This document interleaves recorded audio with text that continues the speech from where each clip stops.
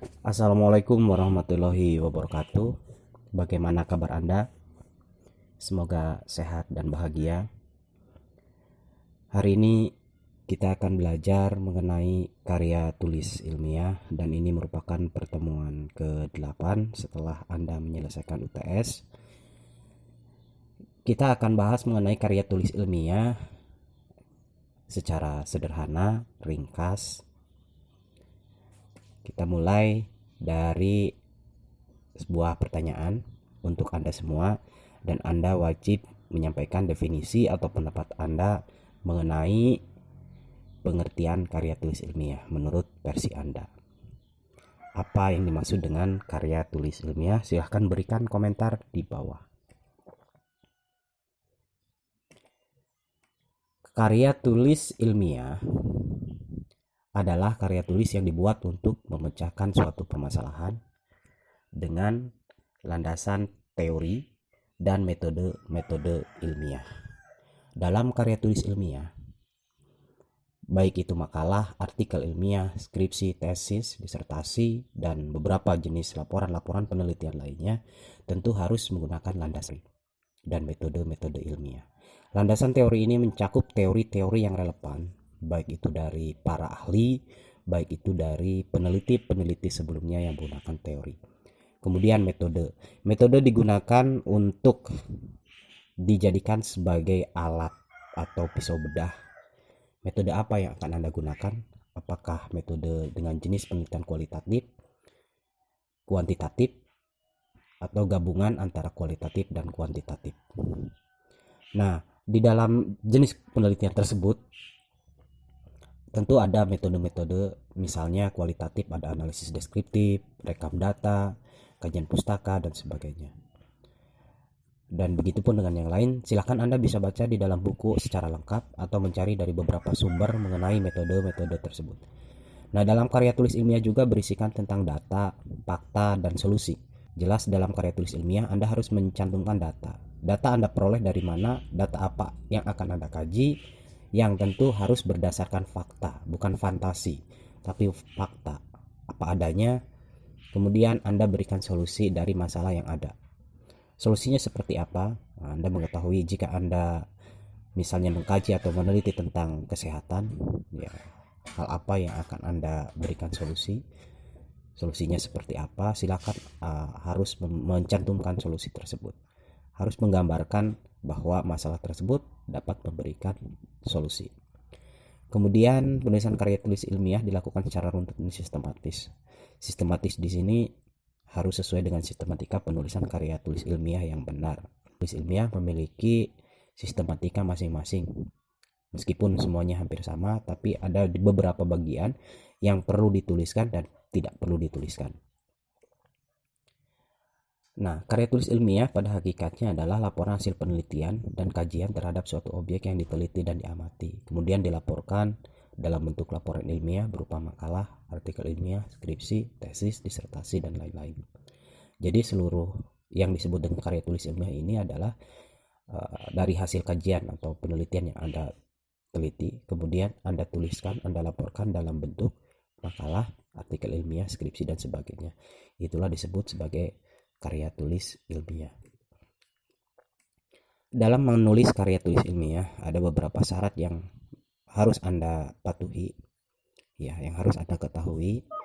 Ini minimalnya ada 4 syarat. Yang pertama merupakan karya yang menggunakan bahasa tulis sebagai medianya. Yang kedua membahas konsep ilmu pengetahuan. Yang ketiga disusun secara sistematis. Yang keempat dituangkan dengan menggunakan bahasa yang benar. Merupakan karya tulis yang menggunakan bahasa tulis sebagai medianya. Ya, ketika Anda membuat karya tulis ilmiah, tentu Anda akan membuat tulisan, laporan tulisan, ya. Nah, itu sebagai medianya. Jadi bahasa tulis ini sebagai medianya.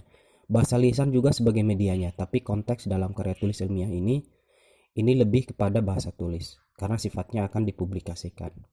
Dipublikasikan melalui jurnal, ya, baik itu nasional, baik itu internasional. Kemudian kalau bahasa lisan itu melalui konferensi secara langsung, Anda menyampaikan hasil penelitian Anda dalam kegiatan konferensi, dan itu memang konteksnya saling berhubungan, tapi lebih tepatnya ke bahasa tulis. Yang kedua, membahas konsep ilmu pengetahuan. Ya, berbagai ilmu pengetahuan tentu yang harus relevan dengan bidang Anda saat ini. Nah, ini biasanya akan membahas berbagai konsep. Disusun secara sistematis, ya sistematis, dari mulai judul sampai dengan daftar pustaka harus disusun secara sistematis. Dituangkan dengan menggunakan bahasa yang benar. Ya, tidak disarankan menggunakan bahasa yang baik. Mengapa bahasa yang baik? Harus Anda ketahui bahwa bahasa itu ada yang benar dan ada yang baik. Kalau yang baik berdasarkan konteksnya, ya, misalnya Anda menulis suatu hal, Anda mencantumkan kata aku, saya, kamu, mereka, kami, itu diperbolehkan. Tapi dalam karya tulis ilmiah tidak diperbolehkan. Anda harus ada kata penggantinya seperti penulis atau peneliti. Itu yang disebut bahasa yang benar. Selain itu juga harus sesuai dengan kaidah-kaidah kebahasaan lainnya.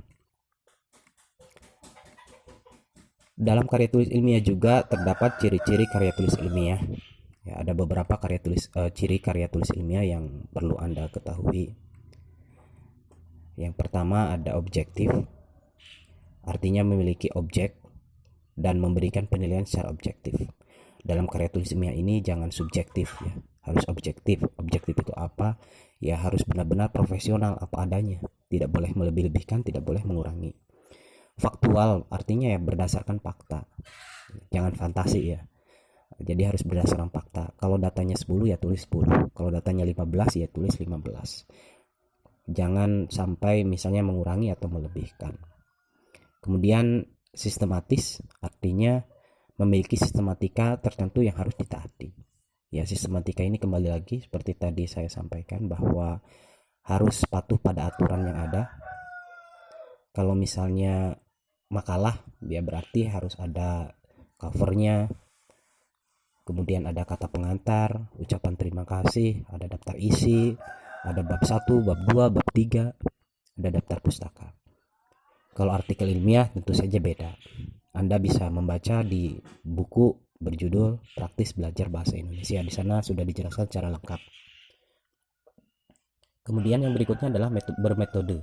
Artinya disusun berdasarkan metode ilmiah tertentu. Kita tidak bisa sembarang menggunakan metode. Metode ini harus sejalan dengan penelitian yang kita lakukan. Ya. Kalau misalnya Anda meneliti tentang kualitatif, ya, Anda bisa saja cocok menggunakan metode misalnya analisis deskriptif, rekam data, etnografi, dan sebagainya. Ya, itu harus disesuaikan dengan jenis penelitian yang kita lakukan atau juga sejalan dengan teori ataupun judul atau tema yang kita ambil dalam penelitian tersebut. Yang kelima adalah cermat dan jujur, artinya mengangkat hal sebenarnya. Ya, mengangkat hal sebenarnya. Saya ambil contoh untuk saat ini di dunia sedang masalah, atau di Indonesia khususnya ada maraknya wabah penyakit yang disebut sebagai virus corona. Bagi Anda yang kuliah di bagian ilmu kesehatan, Anda harus, misalnya Anda mengambil tema tersebut, maka harus disebutkan dengan jelas ya mengenai penyakit yang mewabah adalah misalnya virus corona.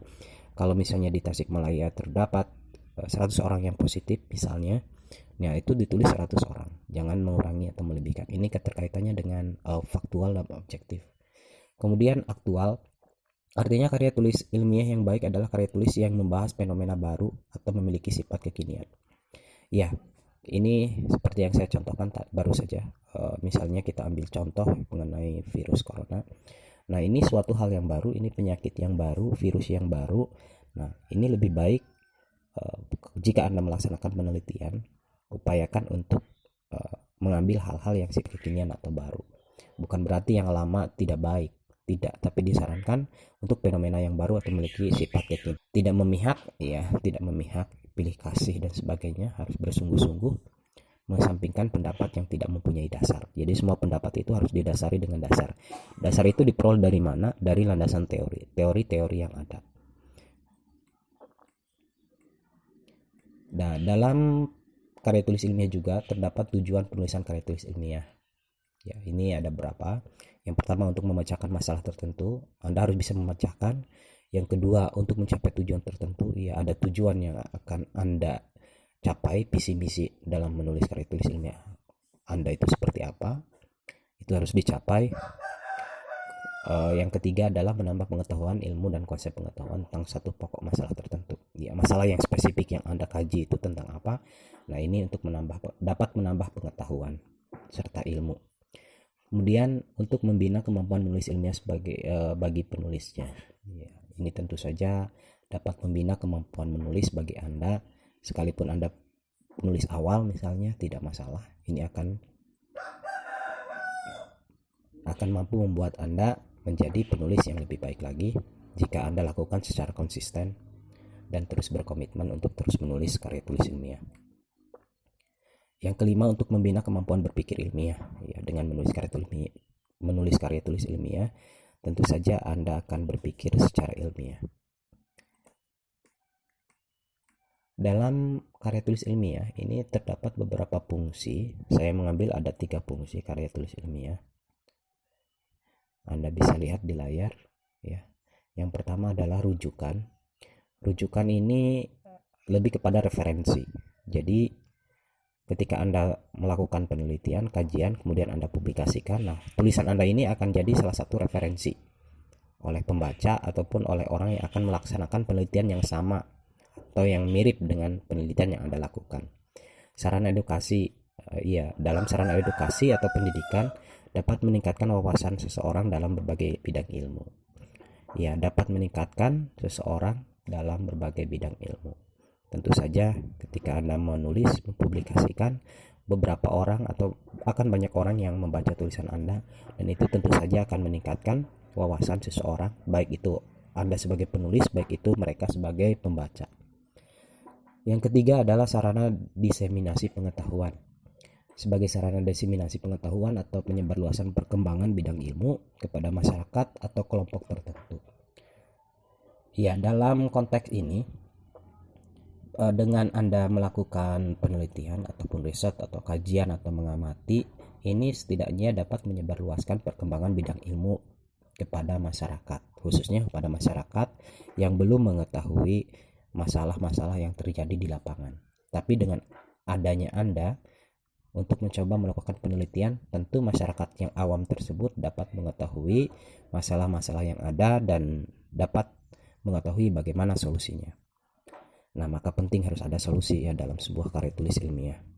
Nah, ini kita ambil contoh yang tadi seperti virus corona. Tidak semuanya mungkin di dalam masyarakat di dunia ini atau di Indonesia juga yang benar-benar mengetahui bahaya dari virus corona tersebut. Tetapi dengan melaksanakan sebuah penelitian riset, Anda publikasikan, mungkin beberapa orang akan lebih mengetahui dari bahaya-bahaya virus tersebut. Saya akan menyampaikan beberapa hal yang berkaitan dengan jenis karya tulis ilmiah.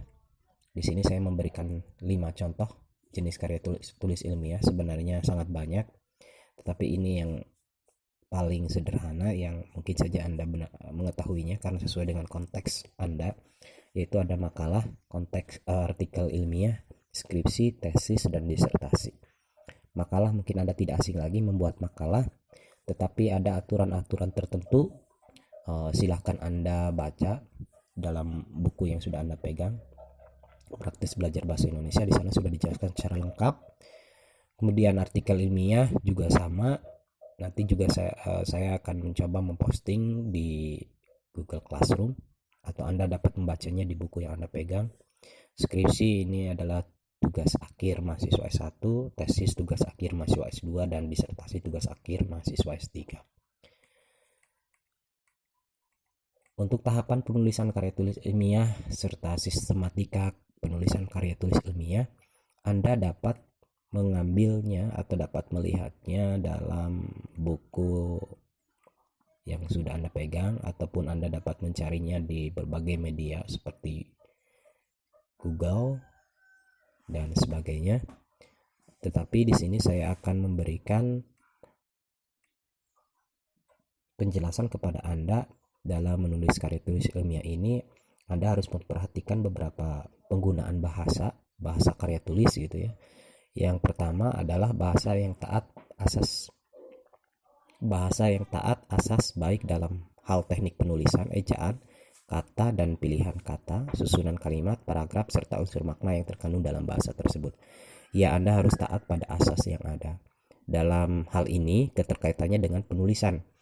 Penulisan untuk saat ini Indonesia telah mengalami beberapa perubahan. Saat ini kita menggunakan ejaan bahasa Indonesia, maka dalam karya tulis ilmiah Anda harus patuh terhadap ejaan bahasa Indonesia tersebut, baik dari penggunaan kata, huruf vokal, huruf konsonan, tanda baca, ya seperti tanda koma, tanda petik dua, tanda titik dua, tanda hubung dan sebagainya. Anda sudah belajar di EBI, ejaan bahasa Indonesia atau PUEBI, maka Anda harus mampu mengaplikasikannya di sini. Kedua, titik pandang kebahasan harus taat asas pula, baik dalam ragam dan modus maupun mengenai kata diri dan kata ganti diri. Iya, seperti tadi ya contohnya, misalnya dalam karya tulis ilmiah itu Anda jangan menggunakan kata kami, saya, mereka, Anda, kamu misalnya, itu jangan, tapi ganti kata diri seperti kata penulis atau peneliti. Itu harus konsisten. Kalau penulis semuanya harus ditulis penulis. Kalau peneliti, Anda menuliskan peneliti harus ditulis semuanya peneliti. Jangan dicampur ya. Nah, itu untuk poin 2. Dan poin 3, istilah yang digunakan dalam karya tulis ilmiah harus istilah-istilah keilmuan sehingga berbeda dengan istilah sastra dan istilah umum lainnya ya.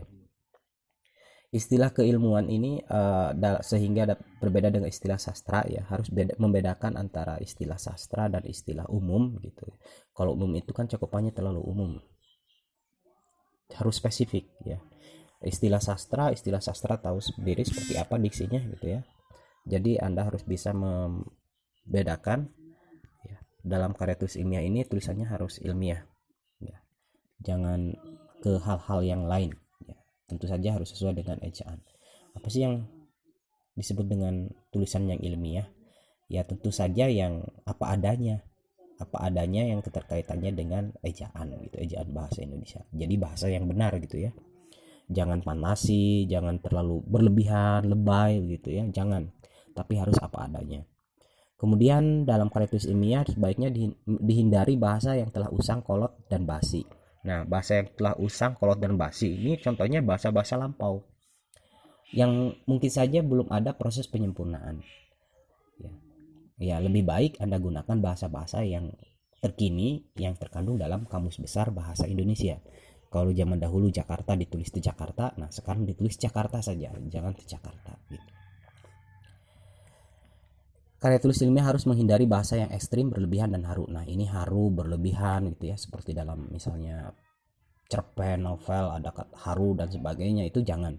Melebih-lebihkan juga jangan, terlalu frontal juga jangan. Intinya harus sesuai dengan porsi yang Anda, sesuai dengan porsi ya.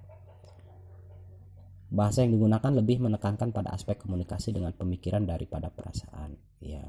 Lebih ke pemikiran, jangan berperasaan. Aduh nggak enak saya nulis begini, jangan. Tapi tulis saja jika itu memang diperlukan. Pemakaian kata kiasan dalam karya tulis ilmiah sebaiknya dibatasi ya. Kiasan tahu seperti apa itu harus dibatasi ya. Nah itu dia untuk materi mengenai karya tulis ilmiah. Mudah-mudahan Anda bisa memahami. Sebenarnya ini sebagai pengantar saja. Untuk lebih jelasnya Anda bisa baca di buku Praktis Belajar Bahasa Indonesia untuk mahasiswa perguruan tinggi, karya saya sendiri Casim dan rekan saya Agi Ahmad Ginanjar. Nah, tugas Anda di sini adalah Anda membuat karya tulis ilmiah, nanti akan dibagi ya dua bidang, yang satu artikel ilmiah, yang satu makalah. Untuk lebih jelasnya kita akan diskusikan di Google Classroom untuk memaparkan